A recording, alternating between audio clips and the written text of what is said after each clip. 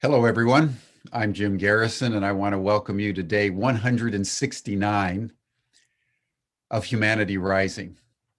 Humanity Rising is an initiative of Ubiquity University and over 300 partnering organizations from all over the world that have come together through this extraordinary pandemic we're all experiencing to provide an open space on a daily basis so that people globally can come together to share their experiences, their ideas, their solutions, their visions, and their hopes for the future. It's something that we have been doing now since the 22nd of May, and it's been enormously gratifying for all of us who've participated. The opportunity to build community virtually via Zoom at a time when we're all in lockdown, we're all engaging in social distancing, we're all wearing masks.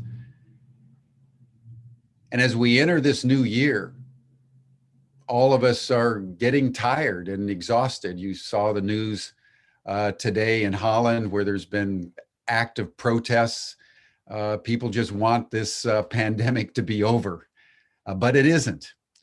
And it's going to be with us for some time as the human race both pays a price for what it's done in the despoilation of the environment, but also gropes through modern technology for how we ensure public safety in an overcrowded world with over 8 billion people who are now, for the first time, experiencing a pandemic that is challenging us in unprecedented ways.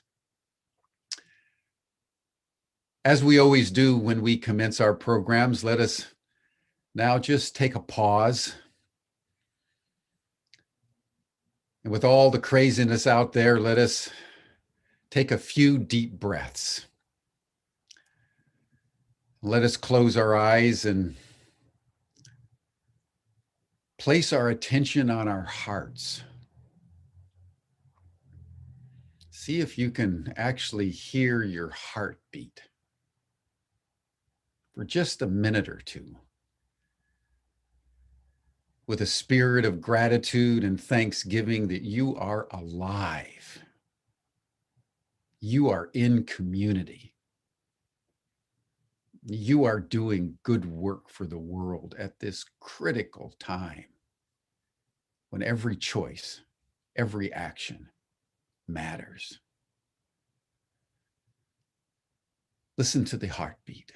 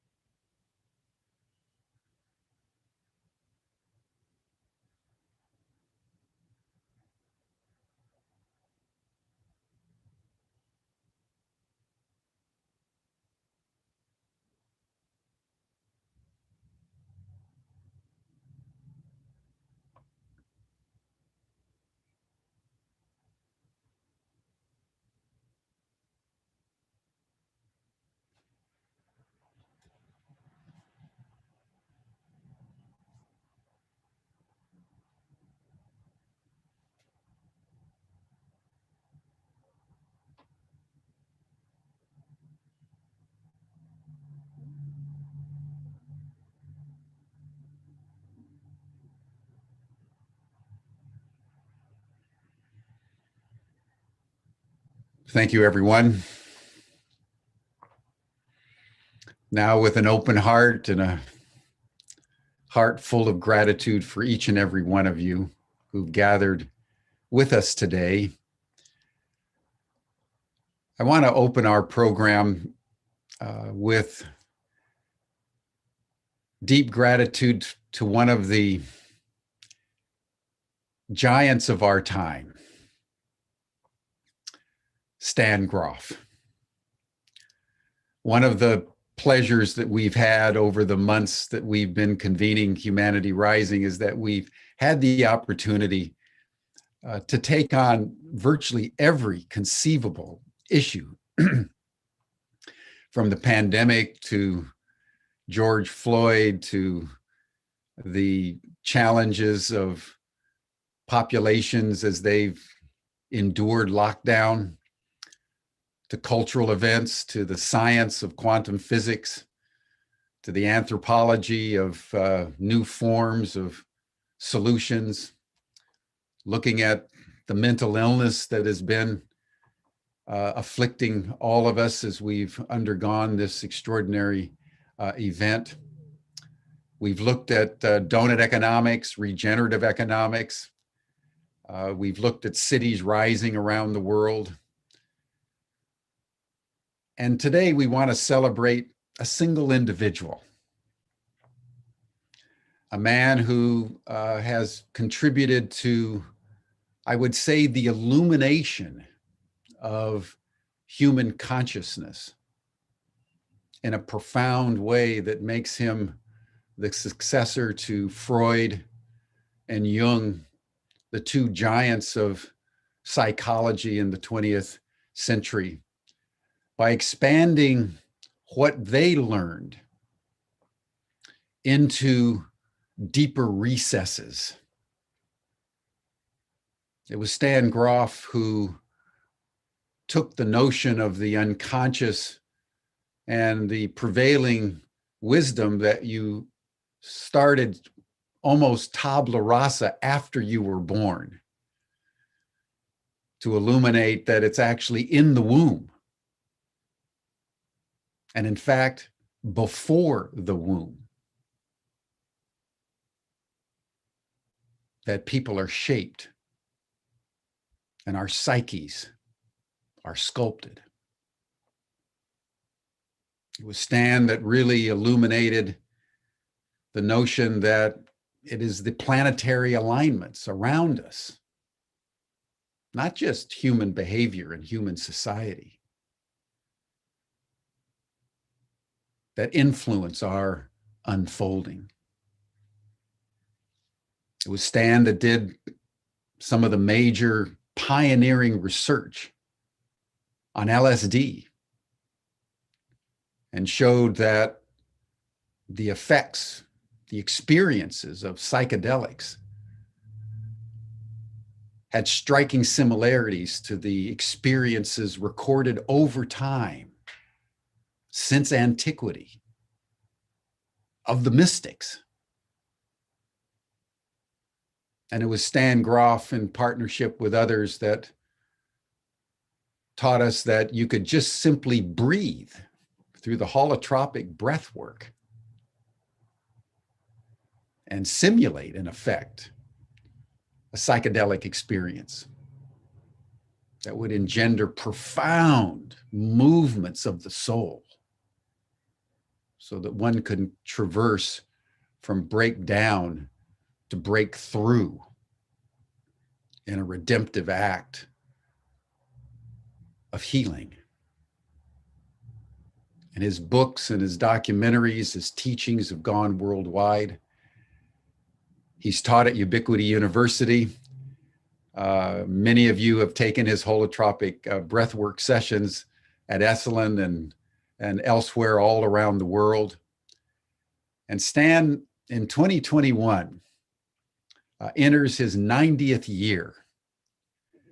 And I consider Stan one of my mentors and my teachers. We actually celebrated his 80th birthday 10 years ago by convening a global holotropic breathwork day, where on the same day, at the same time, hundreds of organizations and thousands of people did the breathwork together in a celebration of a truly great spirit. You know, there's a lot of false news. There's a lot of connivance. There's a lot of consumerism. There's a lot of falsity in this world. And there are individuals who have stood tall with an authenticity that shines bright in the darkness. And so today we want to start literally a 7-month celebration. And we've called together a number of people who've known Stan, Jim Hickman, who is the chairman of the board of Ubiquity University and has been engaged in neuroscience research, and was there with Stanley Krippner and Stan, met Stan right at the beginning when Stan had moved from Czechoslovakia, where he was trained, and then moved to Johns Hopkins University, and then from there began to develop some of the initial research on LSD. And then in 1973, he moved to Esalen Institute. We're going to have Michael Murphy with us, the founder, with Dick Price of the Esalen Institute. And it was Esalen, more than any other single organization in the world, that midwifed dozens of pioneers like Stan into the mainstream culture.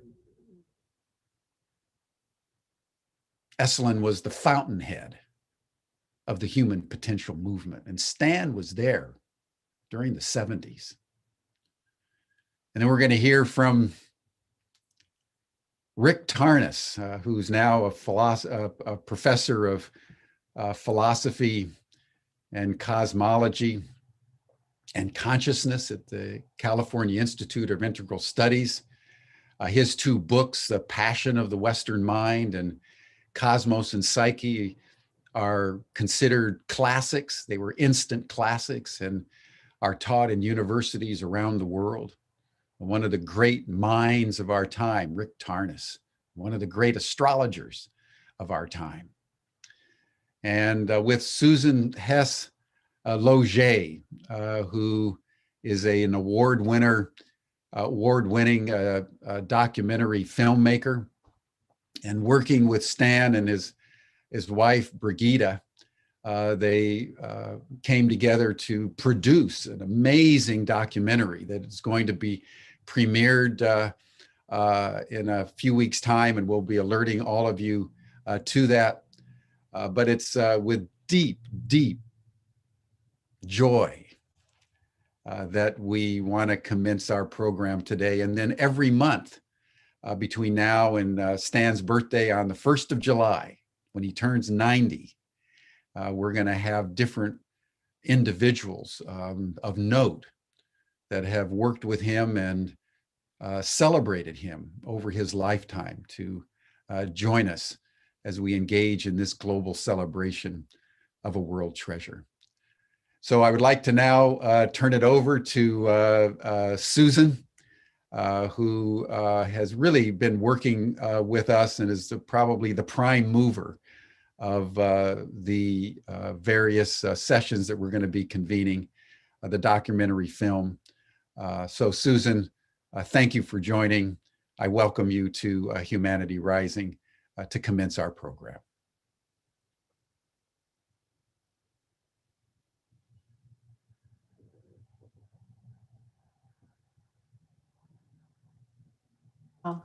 Thank you so much, Jim. I'm really honored to participate, and I'm really thrilled to also introduce Stan and Brigitte Grof, who are joining us today, as well as Michael Murphy and Rick Tarnas and Jim Hickman.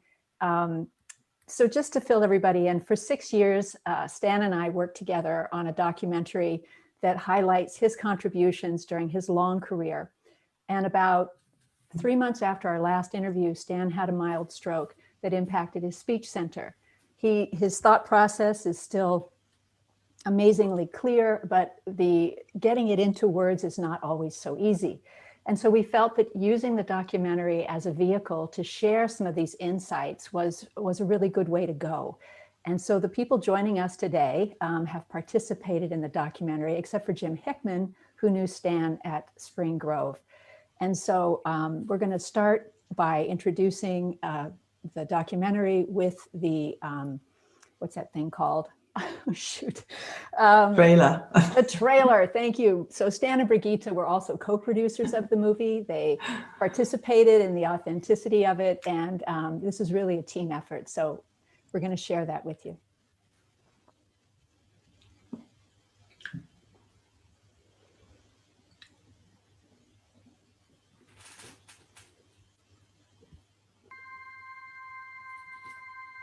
I have been interested in these non-ordinary experiences for which current psychiatry and psychology has no special name.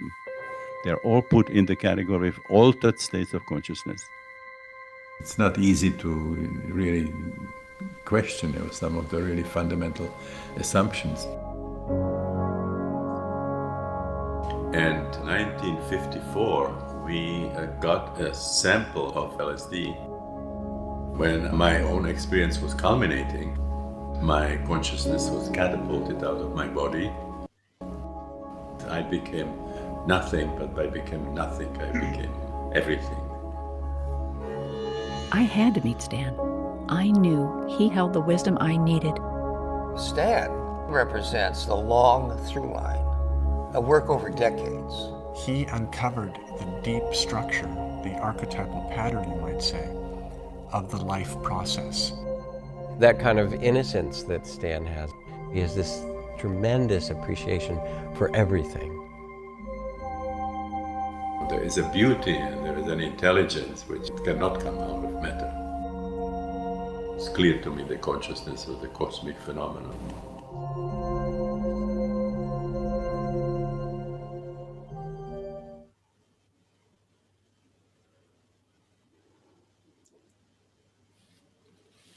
Thank you, Susan.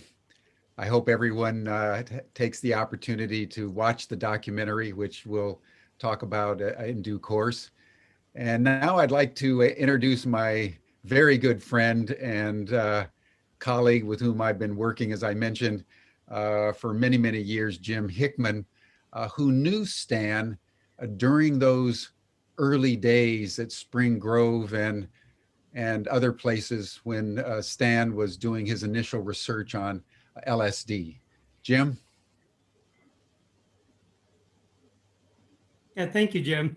And in sort of in line with the celebration that Jim described earlier that we're doing for Stan's 90 years of extraordinary work, I want to paint a little picture from my own experience as an example. Stan, you have actually influenced millions of people around the world over the past 60 years. And as we all know, often such an influence is not directly felt. But I want to let you know and give you a few examples of how from the time we met 50 years ago to now, your research, understanding, teaching, introductions to the altered state of our possible consciousness has affected my life, and I thank you for it. We'll go back to 1969, which is when I first met you, the summer of '69, and I want to start with a reminder of the cultural milieu of that time. In the US, sort of as evidence from my own experience, we were at war with Vietnam. And hundreds of thousands of people like me, I was 22 at that time, were battling this impulse on the part of the US government to take us off into some other land and fight and kill people. At the same time, hundreds of thousands of us were experimenting with psychedelic drugs, and I was one of those. I certainly had dozens of LSD, psilocybin, et cetera, experiences in those years. And I say this because it was important in what I was able to do with that, which got me a discharge, a medical discharge from the US military as psychological. Decided that I had taken, so I went to the Manager Dream Laboratory in Brooklyn, New York, to work with Dr. Stanley Krippner in exploring how altered states of consciousness can support the emergence of psychic phenomena in talented individuals. That was the summer of 1969. And one day, while we were experimenting, Walter Pankey came to the lab. And he and Stan Krippner knew each other. And Walter Pankey, at that point, was the director of psychedelic research project at Spring Grove. And he spent a day with us. We talked about a variety of things. And I learned that, among other things, Pankey did his PhD at Harvard Medical School around facilitating mystical experiences with psilocybin. And his thesis advisor was Timothy Leary and Richard Alpert, who's better known as Baba Ram Dass. At that time, 1962, when Pankey was doing this research, Stan, you were experimenting at the Psychiatric Research Institute in Prague on the value of LSD in the treatment of psychologically ill patients. And I know one of your particular interests was patients who were in the last stages of cancer. And you became known in scientific circles for this early work in psychedelic therapy. So that all came to Spring Grove. And in July of '69, following up on Pankey's invitation to Dr. Krippner and me to visit with you all, I went to Spring Grove, which at that point had changed its name to the Maryland Psychiatric Research Institute. And I met both of you. And we spent a day. One thing about memory, Stan, at our ages, sometimes detail from 50 years ago may shift a little in my memory neurons versus your memory neurons. So what I'm going to tell you is what I remember. And if you remember something different, I agree with you. And we'll talk about it. But we spent a day together, and I learned about the kind of research you had been doing and how you substantially changed the focus of the Spring Grove research team, because you brought in the integration of psychotherapy to psychedelic research that altered their understanding of the value of psychedelics as a therapeutic tool. And at the time, it was called the psycholytic approach, which integrated psychotherapy with repeated low doses of psychedelics in a therapeutic setting. It was the first time at Spring Grove that, in fact, the team began to integrate psychotherapy into the before session and after session of the patients who were involved in the psychedelic research you all were doing there.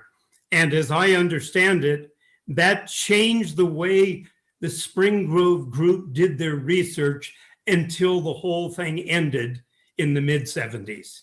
So you were in a sense, a dynamic shift in the way psychedelic researchers were understanding what could be done, because a part of what you did was show that during kind of the transpersonal experience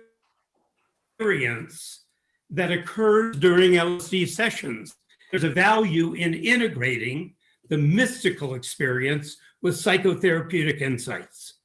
And that then gave a whole new kind of context to the psychedelic research that was going on at the time. And it influenced Spring Grove in a way that no one else had done. And I would just say parenthetically, this is what had been going on since Hoffman had his first psychedelic experience in 1943.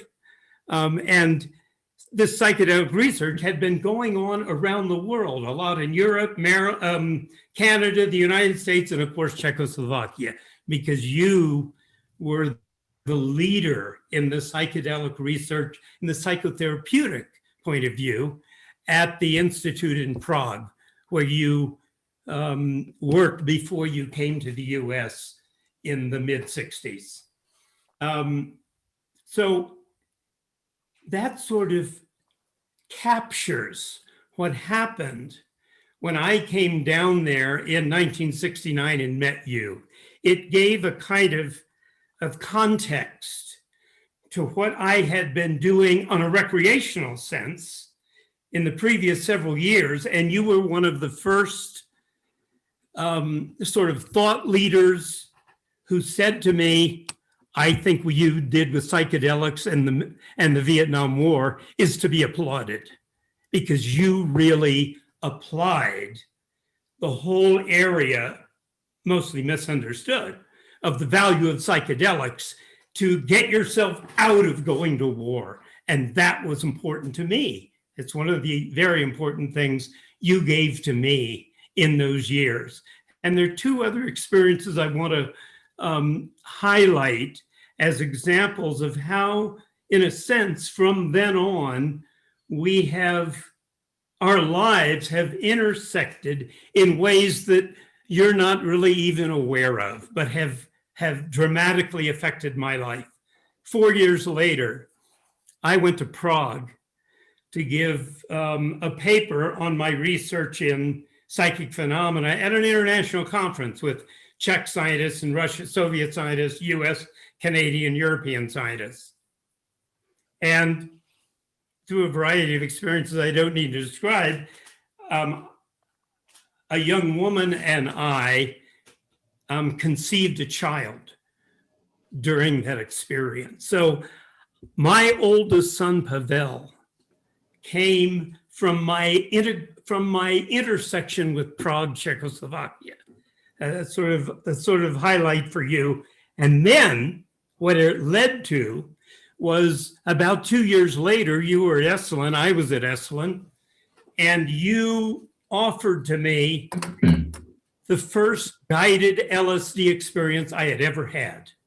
I had done dozens of trips, all recreationally, and I had read a lot and heard a lot about the value of a guided experience. And you offered to give me a guided LSD experience there in Big Sur, which we did together. And I highlight this because you, one, provided a supportive environment that allowed deeper states within me to emerge. And at the end of our experience, you helped me understand what it all meant. And what I want to highlight is the primary focus of that experience was my relationship with my son, Pavel, who was conceived in Prague, Czechoslovakia, and who I could not have a relationship with because of the Soviet blockades and everything in the Czech Republic. And you showed me in that LSD experience that I had had over 300 years, a series of relationships with Pavel, where he sometimes was my father, sometimes I was his father, sometimes we were colleagues. And it was one of the most dramatic understandings for me of my relationship with my son that I'd ever had before. And it changed that relationship so that as soon as the Soviet Union fell and Czechoslovakia was out from under the yoke of the Soviet hierarchy, I brought Pavel to the United States so he could go to college and live with my wife and me in Santa Barbara. And that direct result of the opening you showed me of how I had a long and deep, soulful relationship with my first son, Pavel. Then, over the next couple of years, I sat in on several of your holotropic breathwork trainings, and I learned it very well. And I integrated it into my meditation practice, which I actually was learned at the feet of Michael Murphy. He was my first meditation teacher. And that meditation practice, integrating the holotropic breathwork that I learned from you, became an essential element in my success as the director of the Esalen Soviet American Exchange Program over the next 10 years. So, and I still use some of what I learned from you, Stan, in my current teaching of applied neuroscience at Ubiquity University. So I just want to show you that over the last 50 years, all of your insights and understandings have had a huge impact on who I am and how I teach and how I share life possibilities with others. So I thank you deeply, Stan, for that. I hold great gratitude in my heart for you and the role you've played in my life. Thank you, Jim. Stan, any comment you'd like to make? And then Rick, Michael? Well, Jim, thank you very much. But I would have to change some of the things that you talk about history. Brigitte and I just worked for some time about interview where I was trying to describe how my LSD developed, you know, from the beginning, from the psycholytic into the what we call psychedelic. The small dosages, you know, a long series, all the way to the 3 overwhelmed sessions that are the psychedelic. The psycholytic was done mostly in Europe, and a lot of these psychedelic, this was done mostly in United States and in Canada. Now, I started with the psycholytic because I came from Freud, you know, and I think I got a lot of good things from these small sessions, from a series of the sessions, because I could get a sense how you get the content coming from the different stages. My patients talk it like peeling the onion in psyche, or what was the other one? As historic, these. A kind of gradual archaeological. Archaeological, yeah.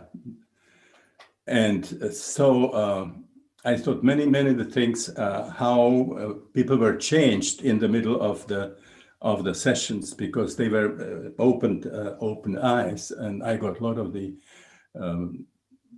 ideas about it, why people experience certain ways, and or how they changed. For example, the interior.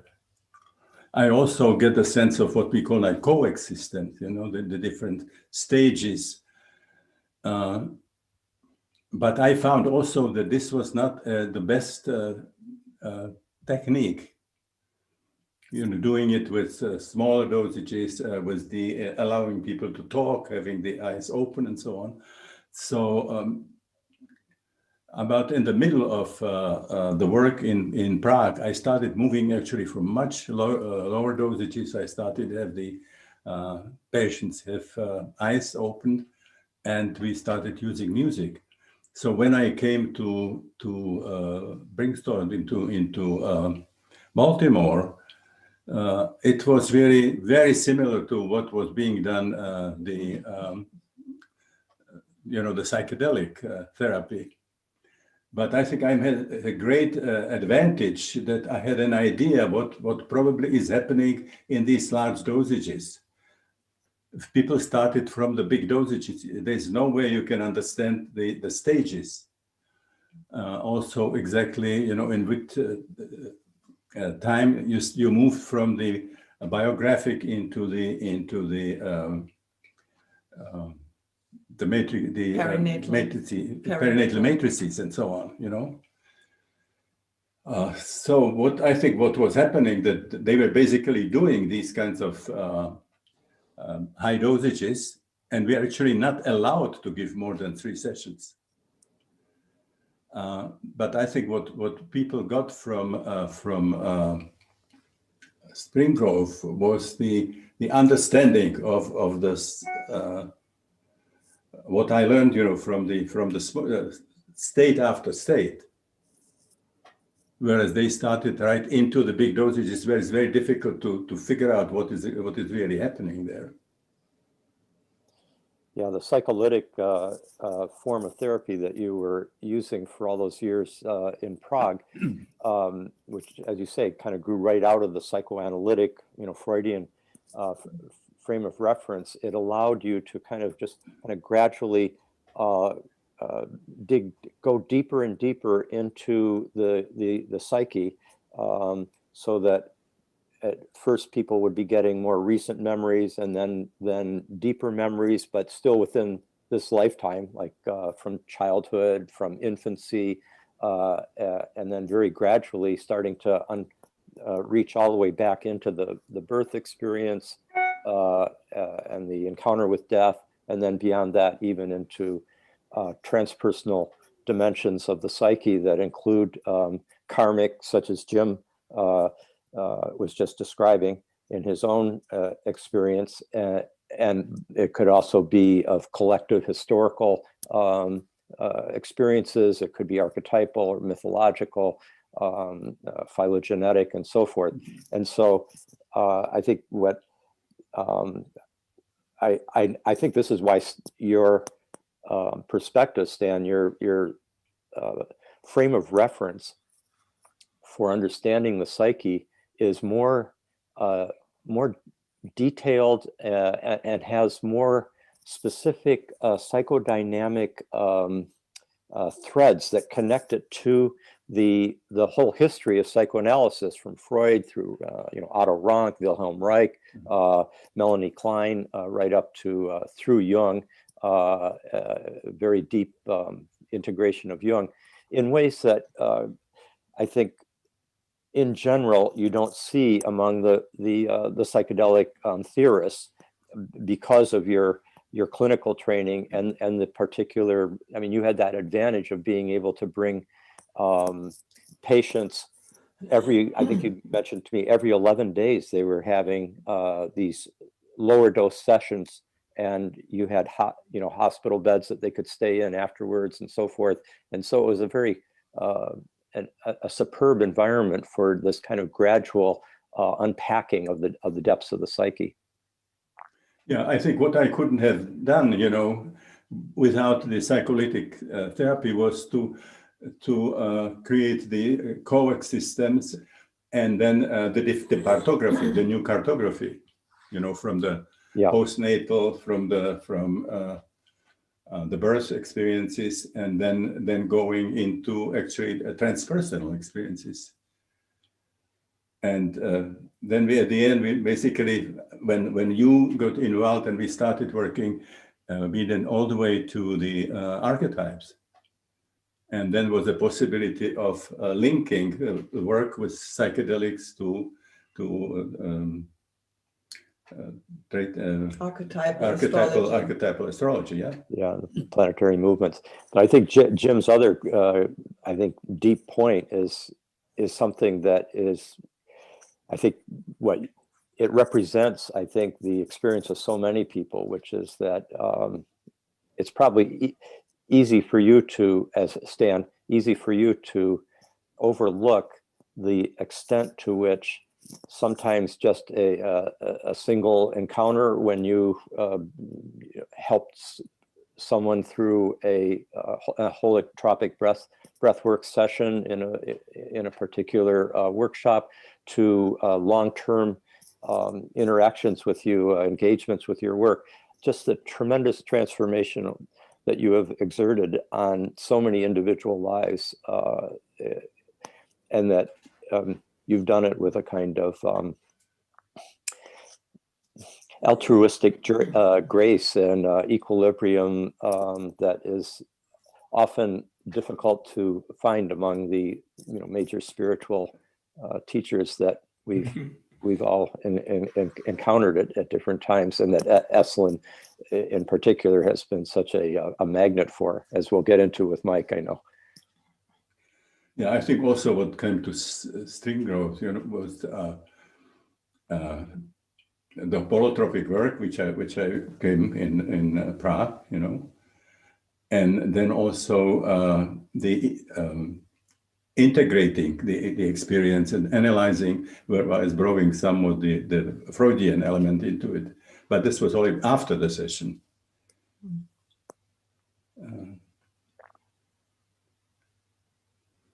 So I just didn't want to get too much credit to situation in Baltimore. You know, this was very, very beautiful protest there, and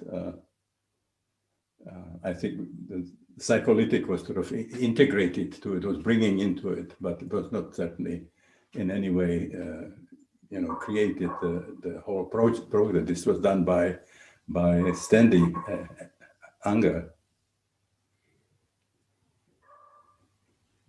Well, thank you, Stan, Jim, Rick, for your comments on Stan's origins. And now, Rick, if you can put up the next video, we'll transition to Stan's next phase, which was at Esalen Institute, where he went beginning in 1973.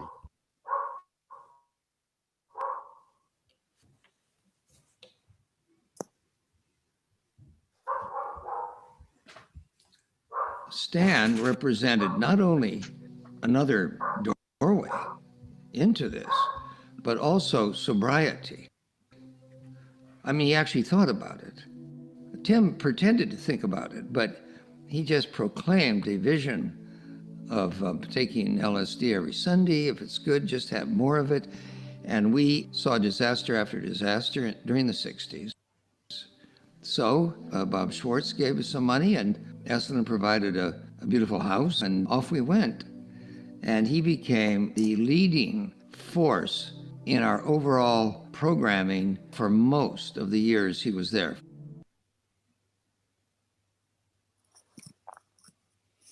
So, Michael, welcome. Thank you. Wow. This is a revelatory for me, Stan. I mean, the story, and Jim, you and I have been so close for so long. I never heard the story quite as you told it. So it was news to me. And it really brings up a bunch of questions.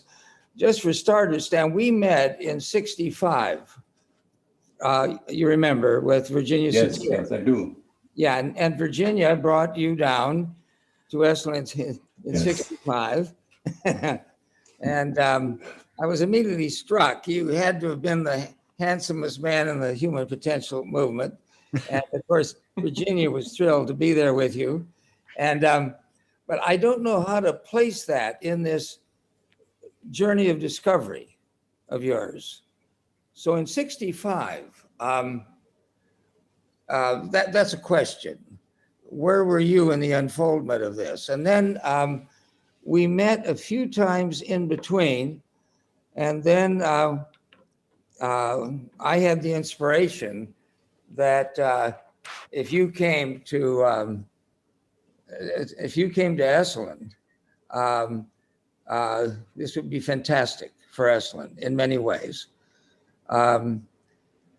So right now, I'm having a slight psychedelic type moment of memories passing through of the 14 years. I think you were at Esalen from what, 73 to 87? Something like that. Yeah, Yes, 14 years. 73, yeah. Okay, and as I would say that at least twice a year, there were gatherings that lasted a month that you organized. Twice a year, yeah. Twice a year, yeah. And Rick, you can help us with these memories. So my memories are of this, what went on there, which I don't think has been fully described by anyone yet. Jeff Kripal's big, 500, 600 page by account of Esalen's history, there's just not enough room in there to account for these incredible conversations so on for this period of time. So I've told myself through the years that a lot of insight has been actually lost to history because we didn't keep close journalistic records. So are these cascades of insights often lost afterwards. Rick, again, I'd like your perspective in this, but along the way, your books were coming. You were gradually, as I experienced it, enriching and filling in a comprehensive picture of, well, I mean, dare I say, the human psyche and the human journey. I mean, it was big. In a time when academia generally around the world wants to go small so that you can get a promotion as a professor, as an expert in some tiny dimension of existence, and can declare yourself the world's leading authority on some tiny territory. And there's a general inhibition, pervasive, against going big and seeing things whole. So this is what I always told myself, one of the primary great things you brought certainly into the Esalen world was this comprehensiveness of vision, and so how to map it is a really interesting story. I mean, so the first question I have, in what years did you have a first sense of a coalescence that you could say you settled into as the sort of picture you've presented in your books? I mean, it certainly was not in 65 when we met. I don't think it was in 73, but at some point there was this big coalescence that integrated more dimensions of our human nature than, say, other writers, say even somebody like Aldous Huxley, or certainly not Tim Leary, the people we can think of, even Terence McKenna. Your picture was more comprehensive, but filled with an immensity of rich material. So it's interesting for me. I mean, maybe we can't get to this right now, but I think we can. Yeah, I mean, it'll be fun to. Okay. Well, what would you say, Rick? I mean, there was a timeline in the coalescence of a big something. This is the advantage of having written my dissertation years ago on Stan's work back in the mid-70s. So we went over these things in great detail. But first, let's hear from Stan, and then I can fill in anyway in any way. Well, Michael, in the first place, I would love to just use this opportunity to thank you.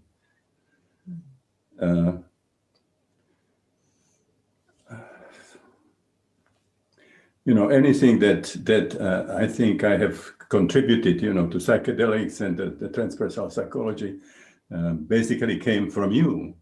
That you brought me into Esalen, at the time when it was in the early 70s, where this amazing situation was happening, and I was given the possibility of having twice of month-longs every year, and look around and see what are the people, who are really real pioneers in different areas, and we were able to choose the certain topic and bring them, and then we also developed this with Christina, Christine, the holotropic breathwork. And so as we were bringing these major people, pioneers, to the big house, we also had always 36 people for the space to do the holotropic breathwork and so on. And so I had the chance to meet all these people, unbelievable, from right. I mean, I think you said that there's no university had the same faculty at the time. What were coming into this month long, right. And this was done in a very different kind of situation than where people were getting things in conferences. We were sitting very carefully and on big pillows, and then when we were finished, we would go to the bath and so on. And so I found the stories of people that people did not get from books and from their conferences. And we created so connected that at the time when I started the transpersonal psychology and ITA, that I could call anybody, and say, listen, we would like to go to Bombay for the conference. We don't give you any money. We pay for the airplane and in the hotel, and everybody came. So this really started the whole transpersonal psychology. And then when I was trying to get the ITA, I needed 2 members. And nobody wanted to do it. And I walk around, and there was you and Dick. Yeah. And I say, I need 2 maintenance. Who would write it? I said, oh, we do it. So we write it. And so we were the members of the ITA. So, many of the things that you're talking about, me today, would not happen without you. It's amazing. Well, thank you so much. Well, thank you, Stan. Well, thank you. You were throwing off so many sparks as time went along. I mean, let's go back to Abe Maslow. When he was still alive, he died in 1970, but he had, driven into Esalen in the summer of '62 before our programs had started. But I had passed out a dozen copies of Toward a Psychology of Being to the staff. I wasn't there. And here he drives into this place. He said in retrospect that he and Bertha were driving down a dark road at night and drove down this road looking for a room. And it reminded him of the Bates Motel in Psycho with Alfred Hitchcock. I mean, here they were, and suddenly you go in there and here were these people. So, okay, as time went on, he and Tony Sudich, that they had to go beyond humanistic psychology and into a new dimension.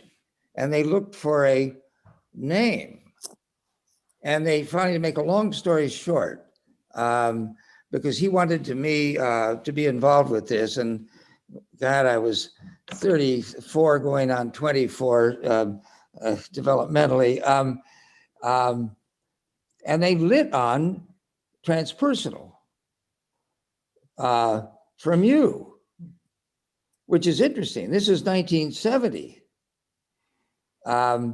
So that's an interesting thing, that your influence had sparked off with Abe by then. And in 1970, where were you working then? You were at Richmond? 1970. 1970. Yeah. Because you were Baltimore. You were in Spring Grove, yeah. Yeah, 73, yeah. Yeah, so it's interesting that you'd had that influence on Abe and Tony in starting transpersonal. And then, then that went its way. And then I remember the actual event, the day when you had started the holotropic breathing. And I was sitting in the kitchen of the big house. And John Mack, you remember John Mack? He came into the kitchen. So just him and me alone. And he said, I've changed. Everything is different now. And was it? Because John, as you know, went on a tremendous course of development. I mean, the whole abduction world, the UFO type world, and et cetera. And so that was just one incident of these many that were happening. The sparks were being thrown off by these, and were often very seminal, as with Abe, transpersonal psychology, and with John, who did so many things. So it's interesting, there's a history yet to be mined, I think, in those month-longs that went on for 14 years. I mean, and there's no telling what we could dig up if we made a deeper dig into some of those conversations. But just the one final thing I wanted to say in these couple of minutes here is for me, among the other things you did is keep alive a tradition, building a bridge in the use of psychedelics from those earliest years through into the 90s. And what happened in the 90s, which is reflected in Mike Pollan's book, Changing Your Mind. That's a good book, wouldn't you say? And he attributes some conferences we had in the 90s after you had moved somewhere. And you were involved in some of them, but there were maybe 3 times as many conferences in the 90s that he reports in that book. But the point again is that you kept this bridge alive, and people ask me from time to time, what do you see, Mike, Esalen role in sorting out what is good in the psychedelics from the madness that we saw a lot of at Esalen? And here was Tim Leary saying we should have LSD every Sunday. A lot of people were trying it. It didn't work most of the time. And then the legal restrictions and et cetera. So it's as if we push the flames back like coals to the back of the hearth, and the coals kept glowing in the back of the hearth, and then slowly being brought forward, you could argue now, gradually forward. And there's another cycle starting. But you, more than anyone else, I would argue, kept the bridge alive in a coherent way.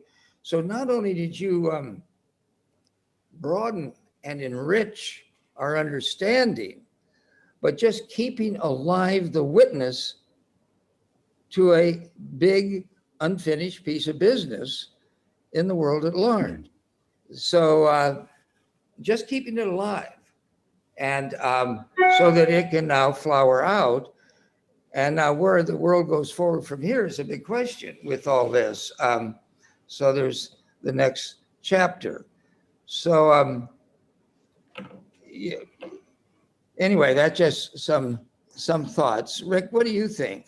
Well, I think Stan might have a very interesting story to share about meeting Abe Maslow at his house. Remember that time that you went to visit when Abraham Maslow's wife was a little unsure at the door about letting you in? Remember that? That story, when you visited Abe Maslow, she wouldn't let you in? Yeah. You want to say it? It's a fun story. You should share it. I'll let you do it. Yeah, actually. do it. Rick, okay. You share Well, it. well, in a nutshell, Stan had gotten a number of letters. This is in the late 60s. I've actually read the letters. He'd gotten letters from like Joseph Campbell and Abraham Maslow, extremely enthusiastic, having read the original manuscript that later became the first 5 books, starting with Realms of the Human Unconscious. But all those early books that were published starting in the mid-70s were based on this kind of massive manuscript that he had written during his first years after he got to the States, and he would leave after working at Spring Grove. He would then go to a park and write down basically the results of all the research that he'd done in Prague, which was just this phenomenal resource of insights, and then fitting it in, as you were saying, Michael, into this comprehensive and profound view of the paradigm, basically, for understanding the human psyche. Stan calls it a cartography. So they had read this and were writing Stan these letters that were extremely enthusiastic about, in Joseph Campbell's case, it was just all these insights that he had been working with for years in terms of the world's mythologies, the hero's journey and so forth. Suddenly, he had a new framework for grounding these in the universal experience of human beings being born and leaving the womb and et cetera, and facing death. And then in Abe Maslow's case, he wanted to meet Stan. Stan drives up to Massachusetts, and when he got to the door, he was surprised that Mrs. Maslow. And Bertha came, the wife. Bertha, comes to the door and saw it was Stan, and found out it was, and seemed extremely reluctant to let him in the house, as if he was a kind of threatening figure. And Stan couldn't figure it out. Do you want to say more about what happened, Stan? Well, but basically I did say that I was unwelcome, that he was almost likely to close the door. And then after a while I got in, and Abe was upstairs, on a couch, and he was after heart. He had a heart attack. And then we spent like most of this day there and had a wonderful, wonderful time. Remember, it's almost like Freud and Jung, Yeah, that first meeting, where they talked for 13 hours. And then we came downstairs for dinner. And then I asked, that I had this feeling that I really had this very strange kind of welcome. And then Bertha, the wife, said, that when he read in this large book that you talked about, that she was getting so excited by the similarity between his Mike experiences, that she had the Abe Maslow was so excited. He was so excited. Abe was very excited. That was so similar. She had those experiences spontaneously, and I had these experiences with psychedelics, and there was such a similarity. So she said that he was getting so agitated. that she was worried that when I came there and the two of us would start talking about it, that she would have another. He would have another heart attack, and she'd lose him. Yeah. So anyway, that was just one of those extraordinary moments. It really was like the Freud Jung meeting, where they were just so excited to talk, etc. But Maslow's wife was understandably protective of her husband's life, thinking it might be threatened.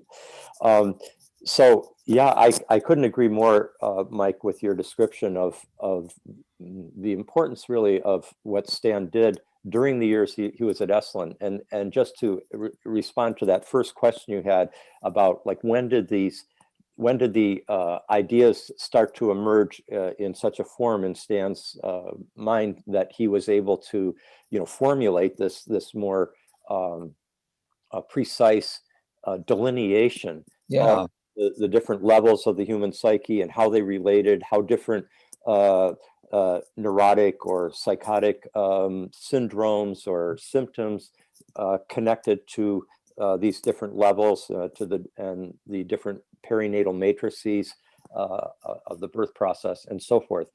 So when he came in 1965 for that first visit to Esalen and his first visit to the US at that point, at that point he would have been about 34 years old, and he was just starting to have his own perinatal sessions at that point, but hadn't completely kind of formulated it. And that came by 1966.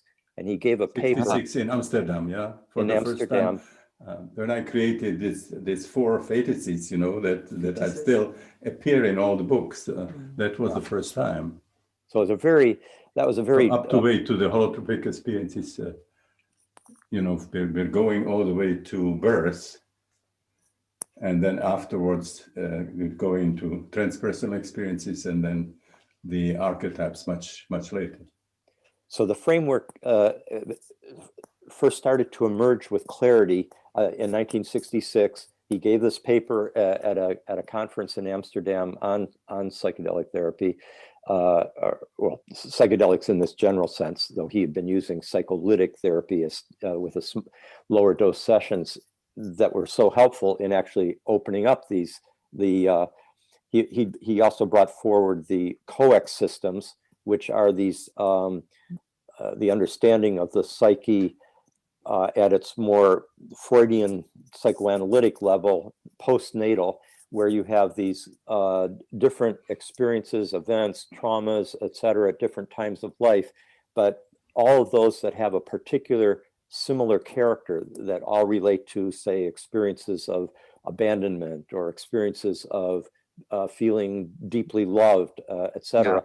Yeah. They all group together, and the different events in one's life can emerge. Those memories can emerge as a package, can be brought to consciousness and released in a very powerful catharsis. So that by 66 he was starting to get the basic paradigm, and then by 67 Stan had his last of his own powerful perinatal sessions just weeks before, like basically about 1 week before he got permission to come to the United States and live, and well, actually to come and work. It turned out that it was a permanent move because a year later, the Soviet, the repression of the tanks came into Prague, and Stan was not able to go back to Prague after that for a long time, till the 90s. So by 67 and 68, that's when he was writing this kind of mega manuscript that contained the whole clinical handbook of how to use psychedelics and what the different levels of the psyche, and with an increasing appreciation of the importance of the transpersonal dimension, which, as you say, got adopted. Right, but it hadn't been published yet, and it was you, Michael. There, I think you were.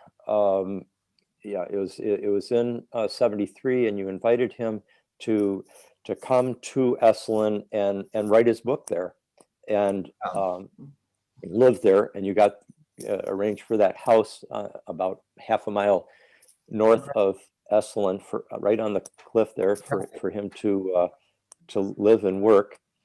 And it was a kind of spontaneous thing in starting about a year after that Stan started conceiving and organizing these month-long, called them month-longs, seminars, workshops, in which he would invite all these leading, it could be thinkers, scientists, could be Carl Pribram, David Bohm. It could be, of course, Joseph Campbell, could be Gene Houston, Jack Kornfield, Fritjof Capra. Of course, Fritjof Capra was extraordinarily Gregory important. Bateson was Rick Tarnas. Yeah, well, I was just the young guy who lived there at You were Esalen. very And I was young, yeah. yeah, and I had become the Did all the time, director yeah. of programs there for the starting of the 10 years that I was there. About halfway through, I became director of programs. So, but prior to that, I was in the fortunate position of just kind of absorbing all these thinkers' works. And Stan was also inviting people like Lama Govinda or various shamans and mystical teachers from other cultures, so that there was a tremendous kind of interplay of East and West, of modern and ancient, of psychological, philosophical, religious, and therapeutic practice as well, transformational practices of various kinds.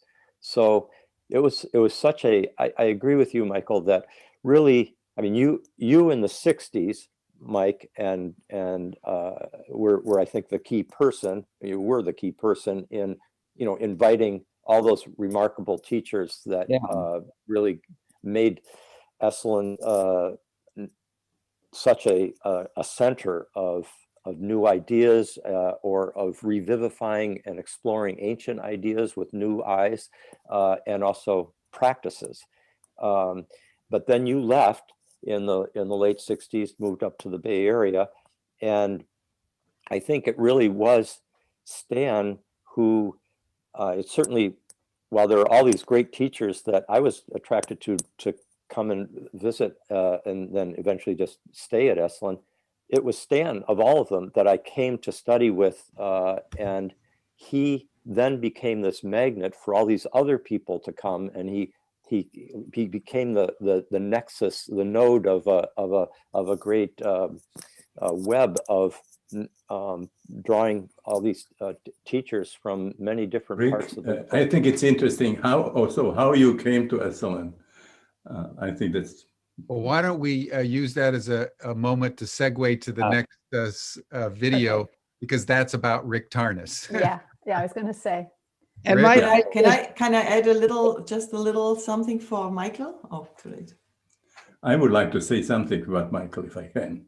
Yeah, very please. Short. Go ahead, Brigitte. Michael, that's something a little different. This is when I was watching, this new America, with all the flags, their flags, and it's an amazing situation. The inauguration, you mean, or what? Yeah, the inauguration of Joe Biden.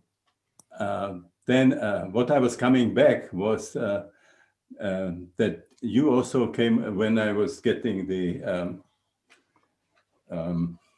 green card, citizenship. Citizenship. I was getting citizenship. Yeah. Again, I needed two people, and of course, you and Elsie sort of came there and brought me in America. So, what an adventure we've had! I just have to say this, guys, and thank you, Jim Garrison, for pulling this together. We right now, Esalen's at we've been kind of wiped clean by this virus, and we've been shut down for a year, we had to let 100 people go, so we're having our own corporate shamanic dismemberment and thinking a lot about the next steps. So it's a very fertile moment for me and for some of us thinking forward. I would certainly like to explore more with you guys, all of you, about where to go from here. I mean, we have a lot of ideas, but there's a lot, it seems to me, Stan and Rick, you were so close to it in those particular years when you were the primary running what came to be called Esalen Center for Theory and Research. And we've kind of split the Institute, as you know, in the 90s into these two functions. It was always implicit, but now we made it conscious to have the public programming. We were up to 500 seminars a year down there, say in the 90s, and then those conferences. of the type the type you did, and the type I had done prior to moving to San Francisco. So in other words, here we are again now, deciding how to take the next step, identify the open vistas ahead into the undiscovered country of our future possibilities. It's a very interesting. It's the biggest hinge moment we've ever had. Esalen will have been going 60 years come this summer, when the time we took over. So this is the biggest hinge moment since then. And I want to continue this conversation in some ways going forward. Great, yeah. And to dig deep into including some stuff that I think we've lost along the way. And anyway, just to That's put great, that up, Mike. just to put that on the table. That's great. We should do that. And I think maybe after Susan shows this this clip, it would be I'd enjoy maybe just saying a word or two about the role I think Esalen has played along with Stan's work in these important influences that it's brought into the world. So, Susan, why don't we roll away there with the film clip? Gita, did you want to say a quick word, or just wait till afterward? Sure. It's for Michael, I think, but it's okay. We'll catch you on the other side. Okay. The very first lecture that I ever heard Stan give in March of 1974 at Esalen, I asked him at the end, what do you do in the case of someone who's in a really bad trip where they're descending into an incessant loop that they can't get out of, and they feel like they're losing their sanity, and these things can have enduring effects, too. And he said, with a kind of poetic conciseness that I've never forgotten, he just said, well, the full experience of an emotion is the funeral pyre of the emotion. And he just pointed out that we have a tendency to, of course, wall ourselves off from the pain, the scary things in our psyche that are trying to emerge. But he says that's actually the way out of the pathology of the suffering. So he was able to convey with that one sentence the idea that bad trips and negative material, which Tim Leary did not prepare the masses for, were actually a royal road to transformative healing.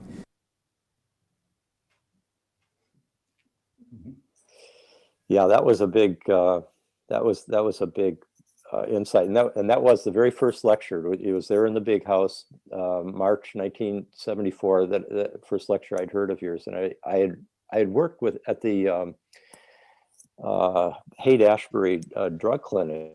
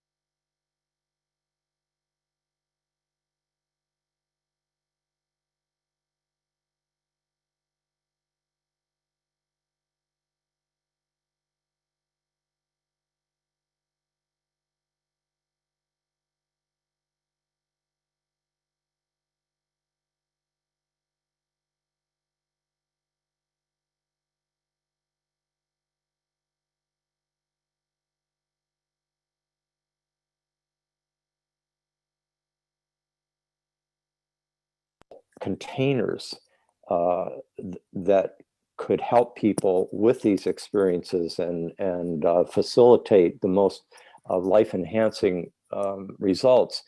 And Western civilization had kind of gotten rid of sacred rites of passage, and yet this is just what LSD needed.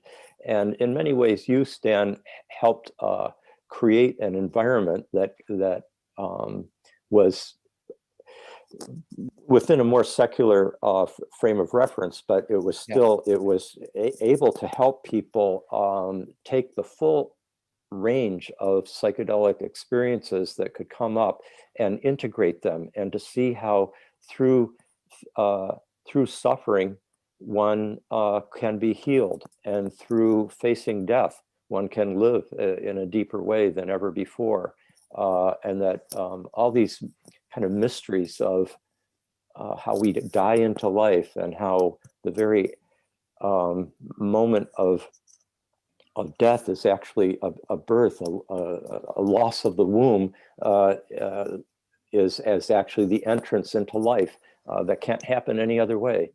So all these kind of mystical insights that are part of the ancient death rebirth kind of mystery religions, and the shamanic rites of passage of many cultures, you were able to kind of carry into a Western psychiatric transformational practice that was just a crucial blessing. I always felt that you were kind of a reincarnation of the ancient Egyptian death rebirth mystery high priest, you know, the way you were able to do this for our culture.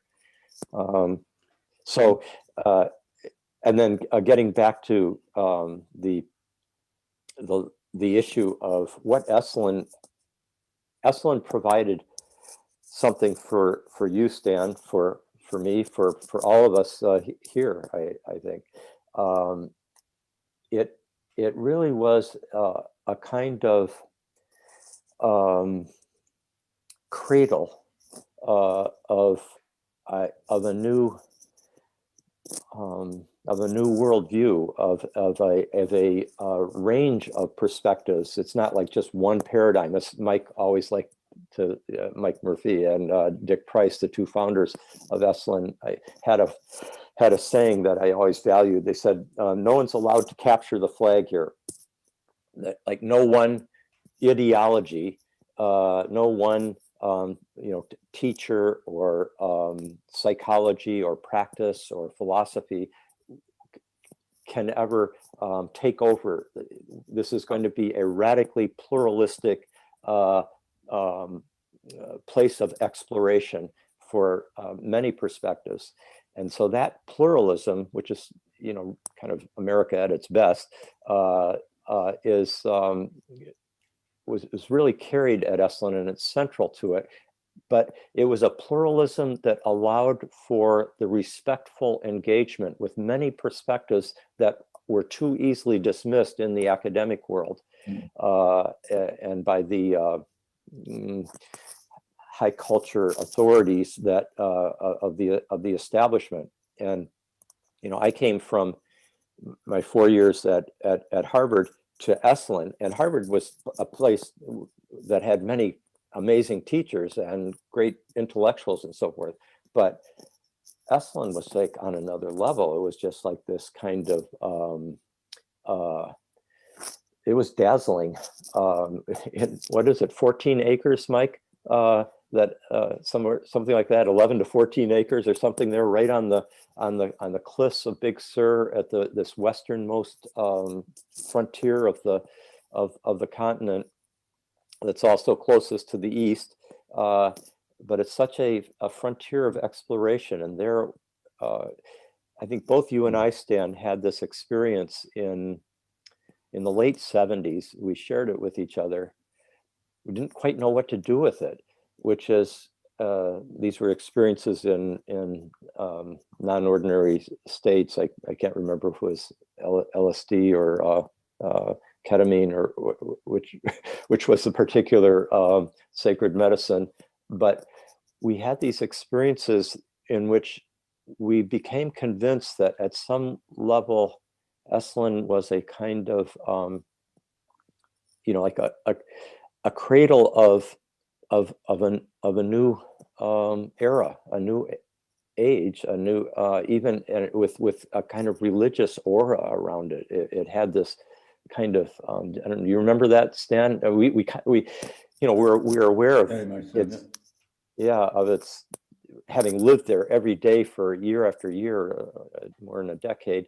We were aware of its being, it's a magnificent place in its beauty. It has great depths and traditions and so forth, but it's also all very human. And yet we are having these experiences that were convincing us that from a kind of larger historical perspective, Esalen was going to be seen as a kind of cradle of something fundamentally kind of world historic. And, I suspect in some ways that's already true.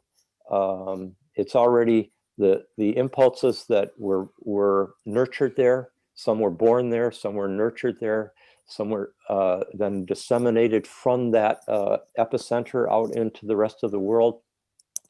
Those have gone deeply into the world culture, and they're having a profound effect in the world. And Jim Hickman and the Russian-American exchange, Mike, or Soviet-American in those years, Mike, all that you did in that area, and of course, Jim Garrison and your work with the State of the World forums and so forth. These are kind of like global initiatives that really had very practical geopolitical consequences, including having Russian people from the Kremlin and people from the U.S. State Department at the height of the Cold War having hot baths together or doing holotropic breath work and just kind of melting their armor and having a basis for a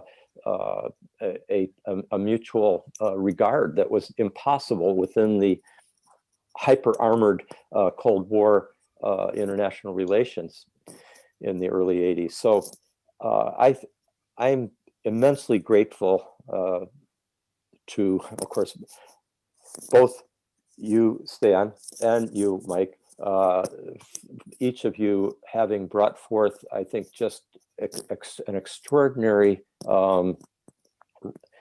gift to the world that I, in my own personal life, of course, has just been absolutely fundamental. But I know I'm not speaking for myself in knowing it's the extraordinary ramifications that it has brought, the impulses that it has brought into the world and enriching its life to this very day.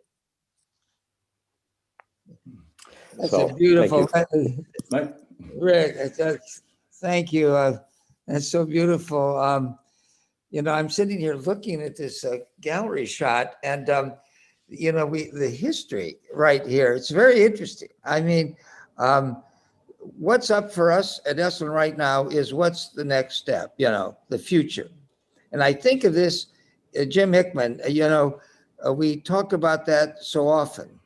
And Jim Garrison, you picked up a baton there. And I am thinking, of the specific ways in which this effort we all made together fed straight in to the Russian-American thing, because Dulcie, who's around here somewhere, found some letters I had written to Russians in 1966, about the time we met, Stan, because we were so many people from Europe, Fritz Perls, and then he had you remember a guy named Knobloch from Czechoslovakia, something called psychogymnastics. Anyway, and he told us about the psychedelic work actually going on in Russia. So one thing led to another, and when some of us went over, 3 of us in 1971, to meet their folks into something they called Hidden Human Reserves. And anyway, we don't have time today to talk about this, but this is Jim Hickman, where you connected a year later with Stanley Krippner, and this thing took off. And then one thing led to another, and it branched out. But the root of it was the same general trying to come to terms with the complexity of this age between the death of the old gods and the birth of the new gods, and this rich mix. But anyway, just leaping forward down the long arc of time to a night where Stan, you were there at a dinner in Moscow with Vladimir Maikov, who became the lead guy in transpersonal psychology in the Soviet Union, then Russia, and Henryk Burbulis, who was Yeltsin's Secretary of State. I don't know, Jim Garrison, you must have gotten to know Burbulis, but anyway, they had been at a holotropic event, Stan, you had done that day. This had to have been about, 6 or 7 years ago. And you were there with, and there were a number of us who had been involved in all of these, about 15 of us. And Burbulis stood up. Here he was, after a holotropic breathing with you. He'd been the Secretary of State under Yeltsin. And the two of them had signed the document to dissolve the Soviet Union into 15 independent republics. And he stood up and drank a toast.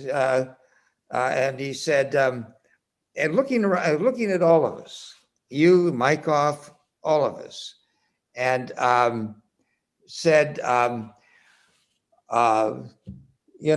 Boris Nikolaevich Yeltsin, and I signed this document, and for this, I live with half my countrymen saying I'm a traitor and half a hero. But whatever is the case, and then he passed his glass, he kind of looked around at all of us. You say we entered history. And it really hit me in a way, this long arc, the reason we went over there in the first place was drawn by the same basic deep dream with which I started Esalen with Dick. Then led to Russia. Then we're leading all the way over there, and it was a kind of it was a big something for me, and it's reaffirming for me, Rick, that the great unfinished business now ahead of us in our work. We can see that at times we have done some real things. You could say that. Right? Gyms, the two gyms are, all that you guys have done and are doing is so organically related to our past and to this conversation. So this is not merely a wandering in the dark, although it has involved a lot of wandering and a lot of learning and a lot of, oh my God, regrets, my own regrets. But if you're going to live like we have, you're going to make mistakes, and you have to get up again and keep going. And Esalen's facing now really been flattened and keeping going. And some of the things we're thinking of doing are new. But it's the continuity. And we're not finished yet. And still a lot to learn maybe from things we have not fully mined from the past even. I think that's important. Yeah, I think of your work, Stan, it's like from one point of view, it's getting better and better. It's aging like the greatest Bordeaux wine of all time. It's still pregnant with possibilities for the future. And there is this tendency, you know, in so many folks in our lives that want to get really rock solid rooted back into the past again. You know, let's go back to this. Let's take Esalen back away. It was early 60s. I said, the only reason you're saying that is you weren't there. I don't think you'd want to do it. I mean, it's, you see what I'm saying? Do it like on a spiral, you know? Yes, well, it is. Yes, there's a lot of the spiral, but anyway, I'm thinking out loud here, and in another minute, I'll be totally incoherent. So anyway, I think we will follow up on those important. Yes, definitely. Definitely. I would love to have a conversation with you, Michael, right? About some of the possibilities. Yes. But it's time, I think, to wrap up this session. Okay. And Brigitte, I think we'll start with you. You wanted to make a comment some time ago, and then we'll go in the same order. Jim, if you want to make just some final statement, and then Michael, and then Rick, and then Stan, final word from you. So if we go in that order, that would be good. And Susan, you can add a word. Brigitte. Yeah, Michael, I wanted to thank you so much for creating Esalen. I had the honor to come there as a work scholar, actually, with 26 years old. I came for a month-long, one of these famous month-longs, and I stayed as a work scholar, and I went to another month-long. So it's just so great that you're providing that place. It's such a beautiful place, and I mean, you don't leave the same way you arrived. Mm-hmm. It is a transformation is just happening, and community and the beauty of the nature and the people that come together. Everybody comes there to change, change their lives or find new ways. Also work scholars, they were just like finding a new way. And I've experienced community togetherness, the singing together and things like that. And of course, the months long with Stan and Christina and the amazing people who came there, the teachers. And I met Rick there 35 years ago. And I think I even took that picture when Rick was still very young. I was young, so we're all young. and the holotropic breath work, and of course, Stan. And for me, also what really struck me there was that there are such people with such a depth and a dedication. And as you were saying, like Stan he has stayed that scientist doing all these far out things, and Rick is this scientist, and he's doing far out things with astrology. I mean, come on, so such good quality people who are so clear. And so Esalen is wild and interesting and very grounded on the other side, and it's just a beautiful place. And I really want to thank you from my heart. I think I speak for many people, and I wish all the best for a rebirth in these challenging times. This place must go on. It's just good for the world. So, and thank you for everything. Thank you for that friendship I'm looking at, the two of you there. Wow. Yeah. Jim. Made in heaven. Yeah, I'd first underscore one of Michael's last comments about how important it is for us to recognize the arc of influence that our lives have. Yeah. And my experience, I'm involved in a project I created called A Life Worth Living. And my experience is that you have to have lived a certain length of time to truly understand the impact of what you might have done 50 years ago, that only today can I see. For example, that I decided to resist the war, get out of the army, and I was in a neuropsychiatric hospital for 2 months waiting for my discharge. And it just turns out that in that hospital, they had the most extensive library on parapsychology that I have ever found anywhere. And I read every book in the library while I was waiting to get out of the Army. And that set the template for the rest of my life. I had no idea that's where I was going. But I met Stan Krippner through that reading. I went there. Then during that summer, I met Stan Grof at Spring Grove.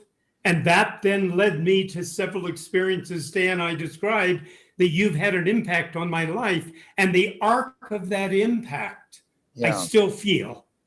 And I would underscore one of Rick's comments about, Stan, how your presence at Esalen and both the intellectual context you brought to all of what happened and your capacity to attract extraordinary people into your presence, in a sense, both learn from you and teach one another.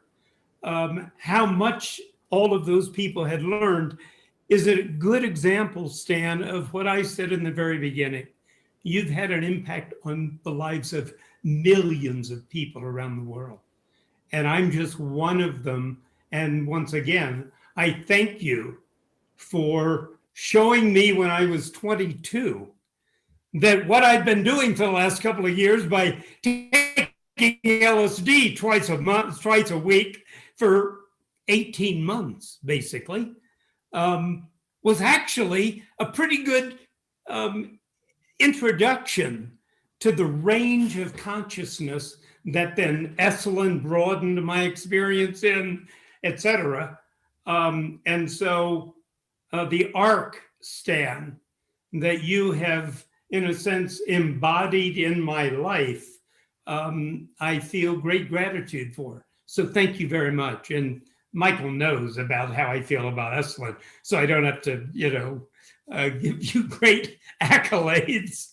But Stan, this experience today has helped me see how that arc has played out in my life and continues to impact, the teaching I do with other people. And for example, I did a blog last week on the relationship between neuroscience and psychedelic experience. Because as you know, the psychedelic therapy has come back into vogue and now is being explored, very seriously by people in a variety of places around the world. And neuroscience has brought a new understanding to a lot of what happens in the brain and the heart and all of that. And I credit my experience and learning and interest in all of this partly to, what you've done in my life. So thank you very much, Stan, for being there for me. Very, very much. Thank you so much.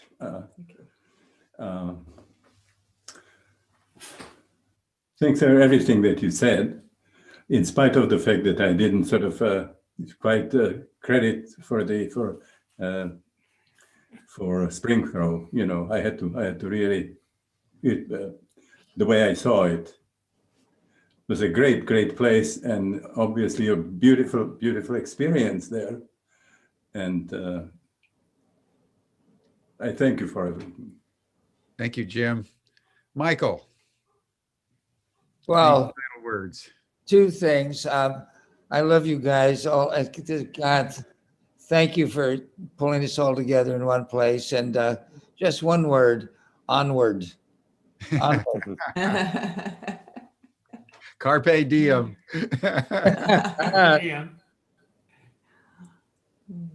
Rick. I'll be similarly brief, just to say, I think I wrote a poem about Esalen many years ago, 40 plus years ago, that is often a prose poem, kind of an ode to Esalen. But one of its essential points was just how much it was it was and is a place where people go to for profound transformation. And in some sense, it is as much a state of consciousness as it is a physical place. And that it's a place that we carry in the human heart wherever we go. It's a temple of death and rebirth in certain ways. And you can see Stan's work as being in exact continuity with that, just as Esalen is on sacred land. It is sacred land, and the beautiful the cliffs, the redwoods, the mystery of the hot springs and the creek, the waterfall, all that it's a very powerful shamanic and sacred land, and meeting of water and cliffs, mountains. But Stan's work is a similar kind of, it carries that same high drama, and it also carries that quality of nurturing people's ability to go into the depths of experience and go through profound transformations, and then carry onward, as you said, Mike.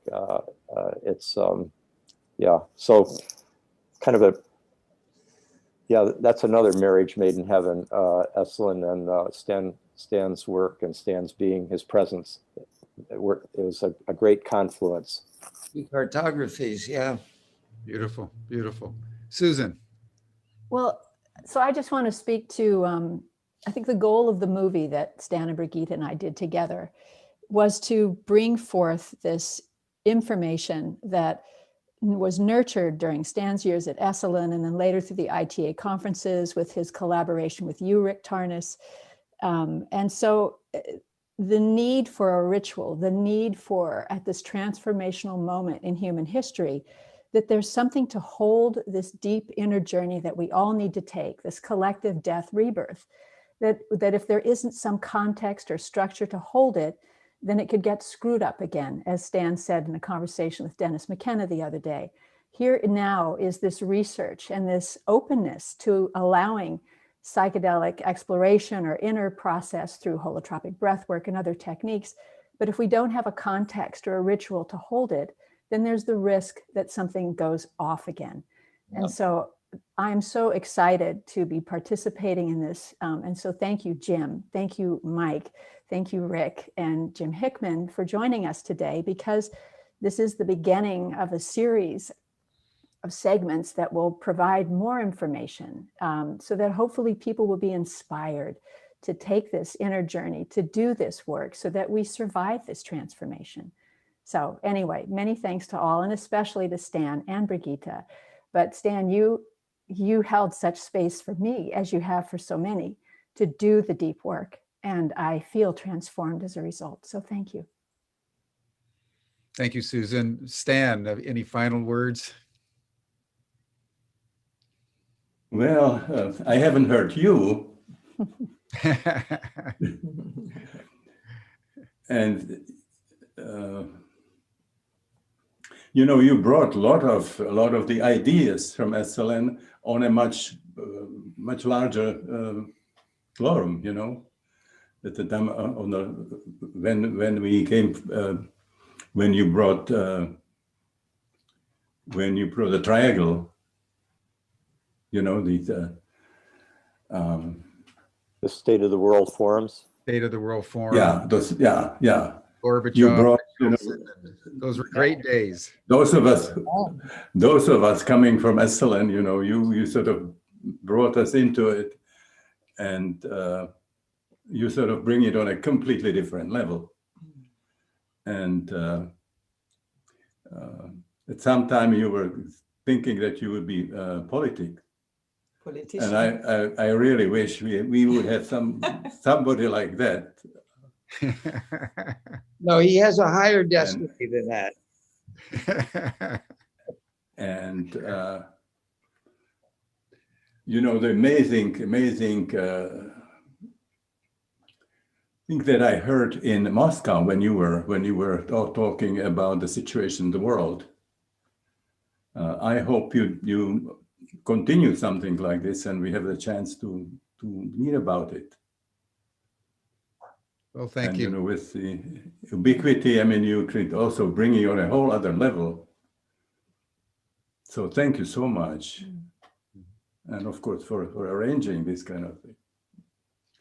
Well, it's been my deep privilege, Stan, to work with Susan and today with Michael, Jim, and Rick, Brigitte, to honor you. You're one of the world treasures of our generation. And I think it's important for us to honor the legacy that you have blessed the world with over decades of rigorous, heartful research and generosity. Michael, none of this would have happened without you and Esalen. I consider my experience meeting you and Dulcie and Jim and Rick at that conference at Cambridge University back in 1980. When was it? 89, we were all in Cambridge University. Was it 89? I thought it was much earlier than that. But in any event, it was it really changed my life, and I ended up starting to work with Jim Hickman, and so that was Michael, everything that we've done at Ubiquity and now Humanity Rising has come out of the experience that I had with Esalen Institute. That's your genius. And in some ways, you were the one who helped birth Stan into the world, and Rick into the world, and Jim into the world, and me into the world. And so I want to just note that this is Michael's 90th year this year. And so I'd like to just note that, everyone, because we'll be back on Michael's birthday or pretty close to that as we honor. And it's also Mikhail Gorbachev's 90th year. Yeah. And, actually, I'm older than Stan. No, I got there first. Yeah, Mike I had turned actually 90. a chance to talk with him there, in the forum. So because Raisa was there, and many people didn't speak Russian, so I had to get a few minutes talking with him. Yeah, those were great days. So thank you, everyone, and we'll be back in the 12th of March for another session with Stan and other luminaries that have been February. February, excuse me, and then also in March, April, May, and then June. So we'll have Stan's celebration with us for some time. And Jim, I just want to say, Dulcie's been here in the wings and is sending her love to all of you. I mean, Stan for the bring her in, bring Dulcie in. Let's say hi to Dulcie. Yeah, come. Yes. Hello, Hello. Hey, Dulcie. Hi, Dulcie. Good to see you. For everybody's edification, Dulcie is the wife of Michael Murphy, and she was comrades in arms with Jim Hickman and I and others in the creation of the Soviet American Exchange Program, which she's continued to the present day as the Russian American Exchange Program, and has dedicated her heart and life really to the improvement and deeper understanding of Russian American relations. And Dulcie, I would love to have you on Humanity Rising over the next couple of months, because the Russian-American relationship is very much up for the world, as it was back in the 1970s and 80s when we launched the program. Well, I'd love to talk to you about that. Hello to everyone, sending love, and it was so wonderful to be sitting here and over in the wings and getting a cup of coffee and then listening more and writing notes to Michael. Don't forget to say this. Love you all. Love you. So love everyone. And then just so that we know that tomorrow on Humanity Rising, we're going to turn to another extraordinary human being, quite a bit younger, a man by the name of Martin Palmer, who's going to talk about religion and ecology. And Martin Palmer formed with His Royal Highness, the Duke of Edinburgh, Prince Philip, the Alliance for Religion and Culture about 25 years ago to bring the major world religions institutionally into the environmental movement. Wow. And that was the nexus for the greening of the world religions. And when they disbanded 2 years ago, they counted up that the Alliance had spawned over 1 million discrete projects generated by the world religions for the improvement of ecology. And Martin now works as a personal advisor to Pope Francis and writes many of his speeches. And he's now the founder and chief executive of what they call FinInvest. It's just worth noting that the religions of the world control more property, more money, and more institutional capacity than any other entity on planet Earth, including governments. And so their capacity to invest ecologically is what Martin's new mission in life is. So we'll be talking with Martin Palmer and what he's doing with the Vatican and Pope Francis tomorrow on Humanity Rising. But Stan, Brigitte, Michael, Rick, Jim, Susan, and Dulcie, I love you all so much. And the fact that I've been able to share